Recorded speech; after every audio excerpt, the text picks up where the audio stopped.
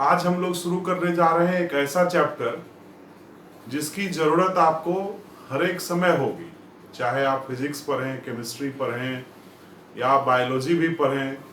Science के किसी भी टॉपिक को जब आप पढ़ेंगे आगे चल के, मेडिकल के सेक्टर में जाइए, इंजीनियरिंग के सेक्टर में जाइए, ये चैप्टर से हमेशा आपको मतलब बना रहेगा। और आपने 9th क्लास में भी एटॉमिक स्ट्रक्चर के बारे में कुछ जानकारी ली है। हम लोग जानते हैं कि ये जो ब्रह्मांड है, यूनिवर्स, यह दो चीजों से मिलकर बना है। एक है मैटर और दूसरी है एनर्जी। जो भी चीज हम अपने आसपास में देखते हैं, सॉलिड के फॉर्म में या लिक्विड के फॉर्म में, या हवा है हमारे आसपास रहती है, दिखती नहीं है लेकिन वो भी रहती है, तो ये सभी हमारे मैटर हैं, पदार्थ हैं, जिनका हम लोग अनुभव करते हैं अपने ज्ञानेंद्रियों से, छू के, महसूस करके। और इन सब के अलावा भी हमारे आसपास एनर्जी के फॉर्म में लाइट है, साउंड की एनर्जी है, एक्सरे के रेडिएशंस हैं, अल्ट्रावायलेट रेडिएशंस हैं, मोबाइल फोन में आपकी घंटी बजती है रेडिएशंस के कारण। तो रेडिएशंस के बिना भी, एनर्जी के बिना भी हमारा जीवन नहीं है। तो मैटर और एनर्जी, यही दो चीजें मिलकर के ब्रह्मांड बनाती है। पहले लोग कहते थे कि मैटर और एनर्जी दो अलग अलग चीज हैं, लेकिन आइंस्टीन ने कहा कि एनर्जी जो है यही मैटर के लॉस से प्रोड्यूस होता है। और आप सभी ये famous equation E equals to delta mc square पढ़े होंगे, सुने होंगे। भले यह समझ में नहीं आता हो इनिशियल लेवल पर, लेकिन आप इसको सुने जरूर होंगे। तो अब हमारा है कि यह मैटर कैसे बना है।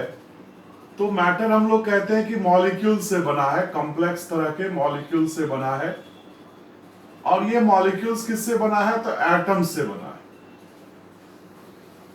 तो पदार्थ का जो सबसे छोटा चीज है वो है एटम। डाल्टन एटॉमिक थ्योरी आप पढ़े होंगे कि ये जो एटम्स होते हैं, एक पदार्थ के सभी एटम जो है वो अलग अलग तरह के एटम से मिलके बना हुआ है। जैसे वाटर है, पानी है, तो इसमें दो एलिमेंट हैं, हाइड्रोजन और ऑक्सीजन। इसका फॉर्मूला हम लोग H2O लिखते हैं। ग्लूकोज है C6H12O6। तीन तरह के इसमें एलिमेंट्स हैं।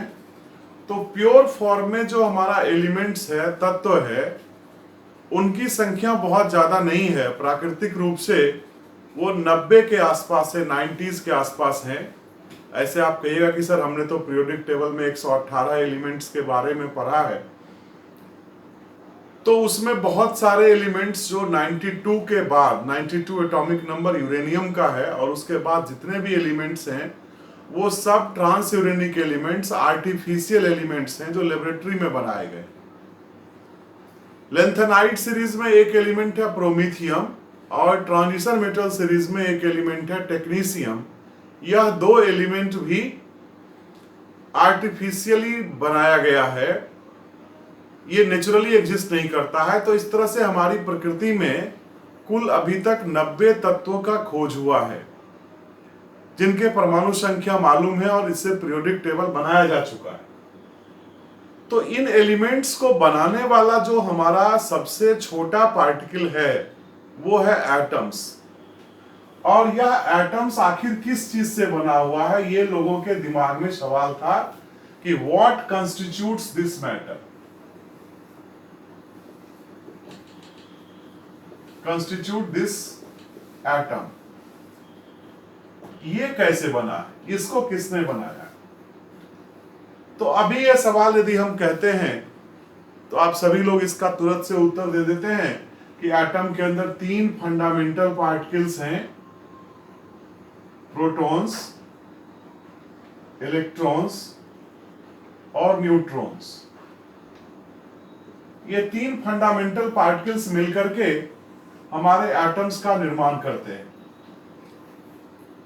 पहले ये इलेक्ट्रॉन की डिस्कवरी हुई जे थॉमसन के द्वारा, और बिना डिटेल में गए हुए हम लोग डिस्चार्ज ट्यूब एक्सपेरिमेंट के डिटेल में जाने की अब आवश्यकता नहीं है। वो आपने पढ़ा होगा कि जे थॉमसन ने इलेक्ट्रॉन की डिस्कवरी की, और इस इलेक्ट्रॉन का चार्ज उन्होंने बताया कि this is the smallest possible charge that we have in this nature. The smallest positive charge is associated with the charge of electrons.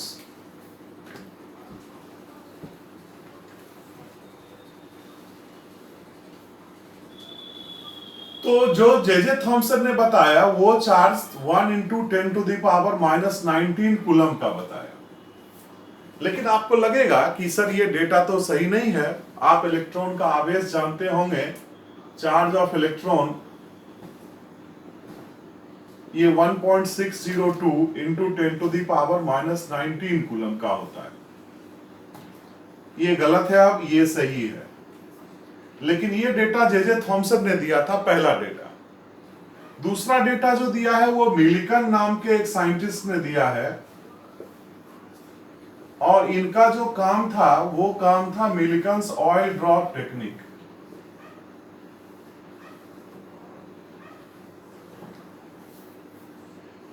इस ऑयल ड्रॉप टेक्निक में डिफरेंट ऑयल्स को लेकर के ड्रॉपलेट्स बनाया गया, और उन ड्रॉप्स को फ्री फॉल में एक एटॉमाइजर के थ्रू गिराया गया, जहां पर वो ड्रॉप्स जो हैं, ऑयल ड्रॉप्स जो हैं, वो चार्ज हो जाते थे। क्या होते थे? चार्ज हो जाते थे। अब जब वो चार्ज पार्टिकल के तरह बिहेव करने लगा ऑयल ड्रॉप्स, तो उसके मूवमेंट को हम लोग एक इलेक्ट्रिक फील्ड के द्वारा बाहर से इलेक्ट्रिक फील्ड लगा करके उसको एक्सेलरेट कर सकते हैं, रोक सकते हैं, या स्लो कर सकते हैं। अब देखिए कि एक चार्ज पार्टिकल यदि ये इस तरह से नीचे ड्रॉप करता है, ये नीचे गिरता है, ये एटॉमाइजर से ये बनाया गया ड्रॉप है।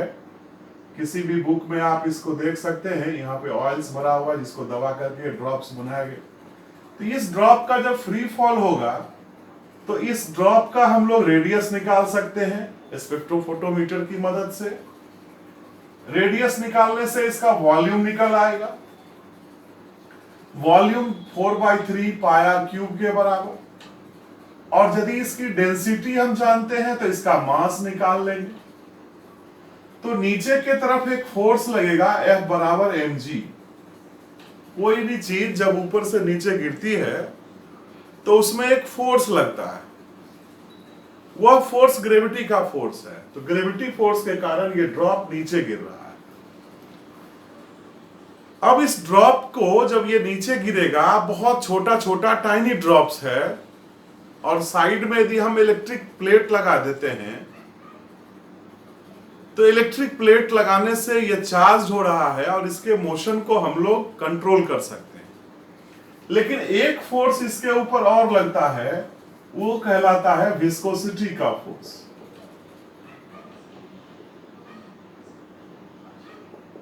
F = 6 π η/r⁵ ये विस्कोसिटी का फोर्स है, जहां ईटा जो है वो विस्कोसिटी कोफिशिएंट कहलाता है। तो एक फोर्स नीचे के तरफ, दूसरा फोर्स ऊपर की तरफ, और इसके बावजूद यदि ऑयल ड्रॉप गिर रहा है तो हम अपने इलेक्ट्रिक चार्ज के फोर्स से E का जो फोर्स लग रहा है, इलेक्ट्रिक फोर्स, इसको इस ड्रॉप के ऊपर अप्लाई करके हम इसको बैलेंस करके रोक सकते हैं, स्टेशनरी कर सकते हैं। तो जब ड्रॉप स्टेशनरी हो जाएगा तो ये फोर्स जोड़िए फोर्स = mg के बराबर। और Millikan was an electrical engineer who derived that the charge on every electron, every droplet, is an integral multiple of this factor 1.602 × 10⁻⁻⁹ coulomb. चूंकि आप हमारे सामने अभी नहीं है, ये YouTube लेक्चर है, तो हमने मिल्टन ऑयल ड्रॉप टेक्निक के बारे में आपको जानकारी दी। आप पहले किसी भी बुक से इसको पढ़ेंगे, एनसीईआरटी के बुक में भी ये दिया हुआ है। तो ये जो चार्ज की मात्रा है, या अभी इनिशियली आप इस चार्ज के अमाउंट को याद रख सकते हैं। जब इलेक्ट्रॉन की डिस्कवरी हुई, ये चार्ज मालूम हो गया, तो जे थॉमसन ने कहा कि ये हमारा चार्ज पार्टिकल है। अब पार्टिकल है, निगेटिवली चार्ज पार्टिकल है, तो इसका एक मास भी होना चाहिए, और मास ऑफ इलेक्ट्रॉन निकाला गया 9.11 इंटू 10⁻⁻28 ग्राम, और इन किलोग्राम 9.11 10⁻⁻31 किलोग्राम। अब यह मास इतना छोटा है कि इसको किसी भी तरह से डायरेक्टली मेजर नहीं किया जा सकता है। तो इसके लिए जे थॉमसन ने एक टेक्निक बताया, E/m मेथड। इलेक्ट्रॉन के चार्ज और मास का रेशियो उनको इतना के बराबर आया था। इस E/m मेथड को भी आप मॉडर्न फिजिक्स में क्लास 12 में पढ़ेंगे कि किस तरह से ये वैल्यू निकाला जाता है। इसके डिटेल डिस्कशन में अभी जाने की आवश्यकता नहीं है, ये फिजिक्स का काम है। 1.76 इंटू 10⁻11 कूलम पर किलोग्राम। तो E का मान यदि आप यहां से दे देंगे 1.602 इंटू 10⁻⁻19 कूलम, और E/m का ये रेशियो मालूम है, तो मास ऑफ इलेक्ट्रॉन आपको इतना आ जाएगा। तो इस इलेक्ट्रॉन की डिस्कवरी जो जे थॉमसन के द्वारा हुई, उन्होंने इसका मास और चार्ज दोनों के बारे में आइडिया बताया, निकाल के बताया। अब किसी मैटर में जो न्यूट्रल होता है, उस न्यूट्रल मैटर में केवल प्रोटॉन नहीं हो, केवल इलेक्ट्रॉन नहीं होंगे जो नेगेटिवली चार्ज पार्टिकल है। उसको बैलेंस करने के लिए आपको एक पॉजिटिव चार्ज पार्टिकल भी होना आवश्यक है।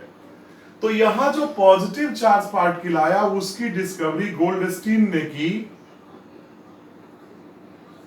और प्रोटॉन का जो चार्ज है, वो चार्ज पॉजिटिव चार्ज है, इलेक्ट्रॉन के चार्ज के बराबर ही है, 1.602 इंटू 10⁻⁻19 कूलम।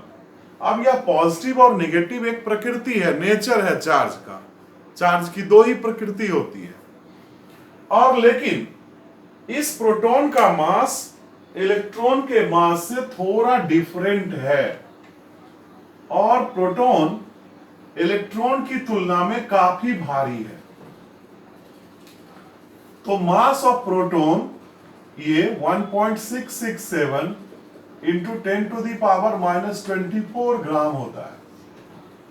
इसकी चर्चा हम लोगों ने मोल कॉन्सेप्ट में भी किया है। तो प्रोटॉन और इलेक्ट्रॉन के मास का यदि आप रेशियो देखेंगे, तो ये लगभग 1836 का आएगा। यानी एक प्रोटॉन इलेक्ट्रॉन के मास से 1836 गुना 1836 टाइम्स हेवियर है। तो इलेक्ट्रॉन और प्रोटॉन की खोज 1900 ईस्वी के आसपास हो गई, और जे थॉमसन ने पहला एटॉमिक मॉडल दे दिया कि एटम कैसा है। तो उन्होंने कहा कि यह एटम जो है, ये इस प्रोटॉन और इलेक्ट्रॉन से बना हुआ है। अभी न्यूट्रॉन की बात नहीं आई है। न्यूट्रॉन की डिस्कवरी 1931 में 1931 में जेम्स चैडविक के द्वारा हुई। जब रेडियो एक्टिविटी की डिस्कवरी हुई और उसके बाद आगे काम हुए, तो चैडविक ने कहा कि ये न्यूट्रॉन भी एटम का फंडामेंटल पार्टिकल है। इसकी चर्चा हम बाद में करेंगे। लेकिन इस इलेक्ट्रॉन और प्रोटॉन से एक एटॉमिक मॉडल डेवलप किया गया। ये फर्स्ट एटॉमिक मॉडल है जो जे थॉमसन के द्वारा दिया गया है।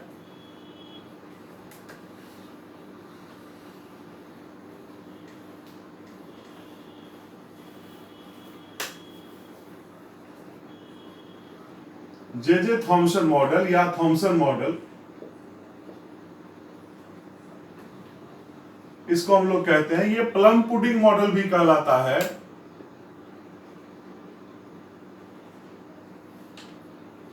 और इंडिया में हम लोग इसको वाटरमेलन मॉडल भी कहते हैं, तरबूज मॉडल।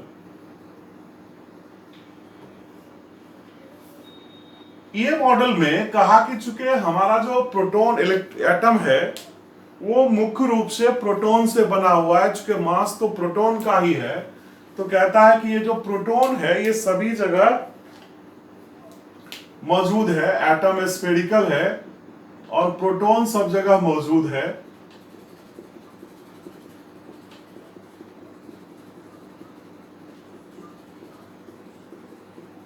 ये जो प्लस प्लस हम लिख रहे हैं, this stands for the protons.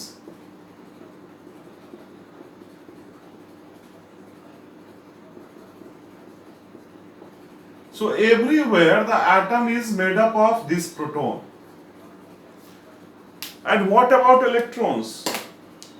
Electrons are embedded inside the proton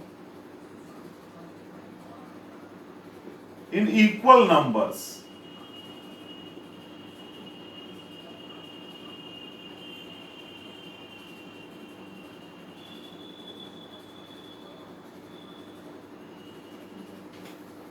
These red dots with a negative sign almost, this stands for the electrons. So this is your model, Thomson model or plum pudding model,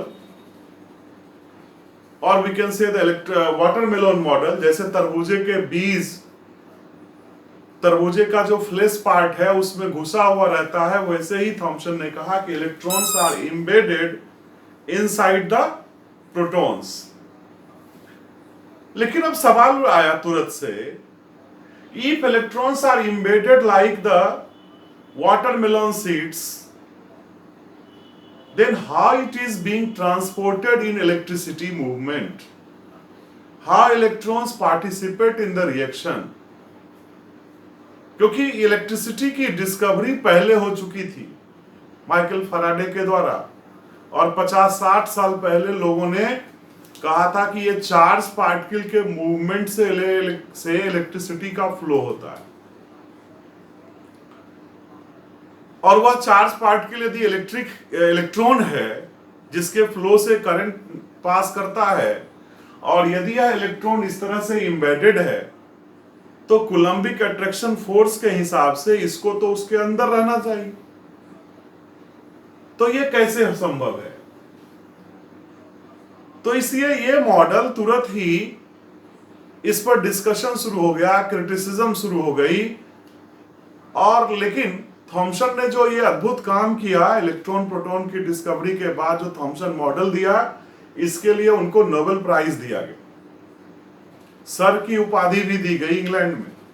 उन दिनों British महारानी के द्वारा sir की उपाधि मिलना बहुत बड़ी बात होती थी। हमारा देश भी गुलाम था और हमारे यहाँ भी बहुत सारे लोगों को सर की उपाधि मिली, तो ये बहुत बड़ी टाइटल मानी जाती थी उस समय, लोग गौरवान्वित महसूस करते थे। तो जे थॉमसन को भी ये सर की उपाधि मिल गई और नोबेल प्राइज भी मिला। लेकिन उनके एक स्टूडेंट रदरफोर्ड ने एक दूसरा मॉडल दिया। So now I am going to discuss the second best model, that is called Rutherford model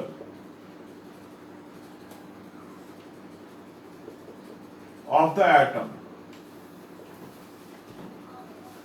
This model is based on alpha particle scattering experiment.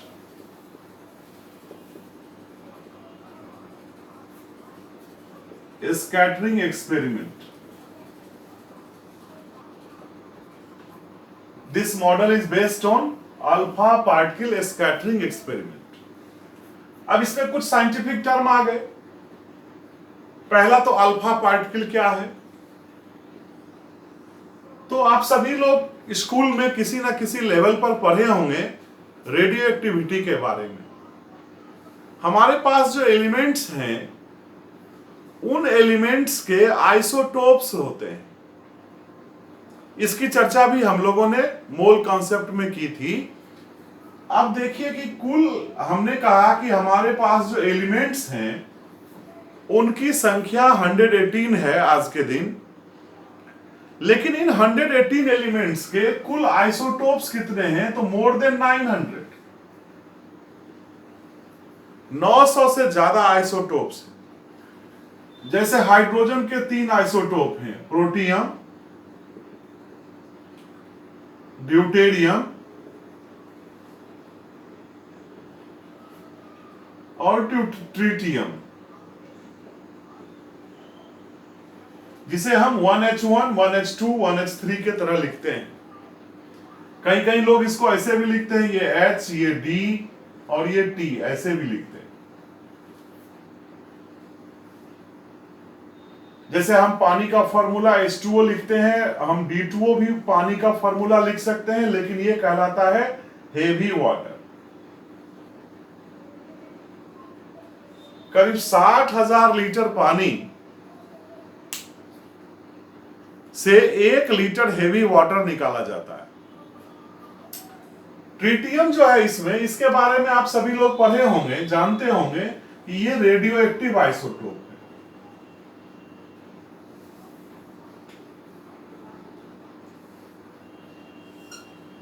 इसी तरह से कार्बन के 12, 13 और 14, कार्बन 12, 13 एंड 14, ये 3 आइसोटोप हैं, और इसमें कार्बन 14 जो है ये रेडियो एक्टिव है। और आप कार्बन डेटिंग वर्ड सुने होंगे, जिससे फॉसिल्स का एज निकाला जाता है। यूरेनियम के 17 से ज्यादा आइसोटोप्स हैं, आयरन के भी आइसोटोप्स हैं। तो बहुत सारे एलिमेंट्स के मोर देन 2-3 आइसोटोप्स मिलते हैं, और इस तरह से कुल आइसोटोप्स की संख्या 900। इन 900 आइसोटोप्स में से 234 आइसोटोप्स, 234 आइसोटोप्स स्टेबल हैं। क्या है? Stable isotopes. बाकी के जितने आइसोटोप्स हैं वो अनस्टेबल हैं।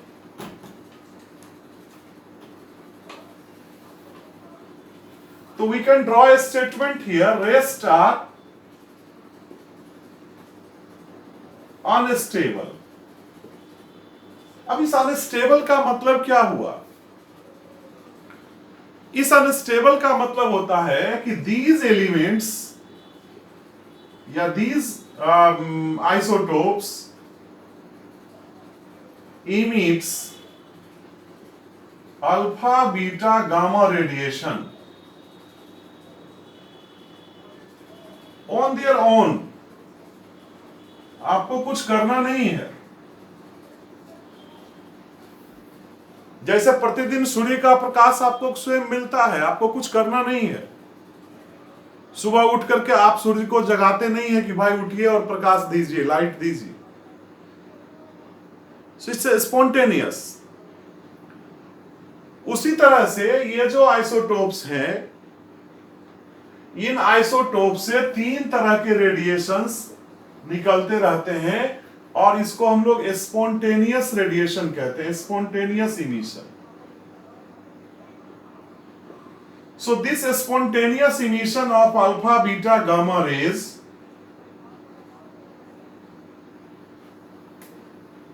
Is called radio activity. इसकी हिंदी होती है रेडियो धर्मिता। इस रेडियो एक्टिविटी की डिस्कवरी हेनरी बेक्वेरेल,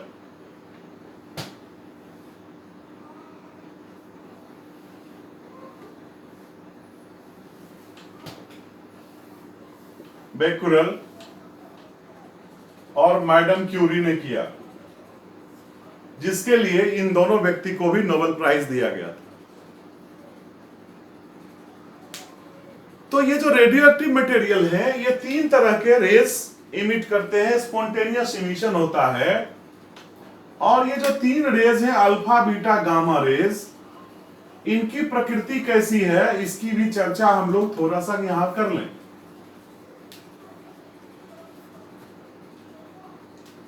तो अल्फा रे जो है ये डबली पॉजिटिव हीलियम आयन से बना हुआ है। आप सभी जानते हैं कि हीलियम में 2 प्रोटॉन है, 2 न्यूट्रॉन है और 2 इलेक्ट्रॉन। यदि इसके 2 इलेक्ट्रॉन को बाहर निकाल दिया जाए तो इसका एटॉमिक नंबर 2, मास नंबर 4, लेकिन 2 पॉजिटिव चार्ज हो जाएगा। तो हमारा जो अल्फा रेज है वो ऐसे ही डबली पॉजिटिव हीलियम आयन से बना हुआ है। और ये बीटा रेज जो है ये किससे बना है? तो इलेक्ट्रॉन से बना है। और इलेक्ट्रॉन को लिखने का तरीका क्या है? चार्ज नीचे और मास ऊपर, तो -1e0। कैसे लिखना है? -1e0। इलेक्ट्रॉन का पार्टिकल है, इलेक्ट्रॉन पार्टिकल से बीटा रेज कंसिस्टेंट रहता है, बना हुआ है। और ये जो गामा रेज है तीसरा, ये इलेक्ट्रोमैग्नेटिक रेडिएशन है। क्या है? इलेक्ट्रोमैग्नेटिक रेडिएशन, विद्युत चुंबकीय तरंगे।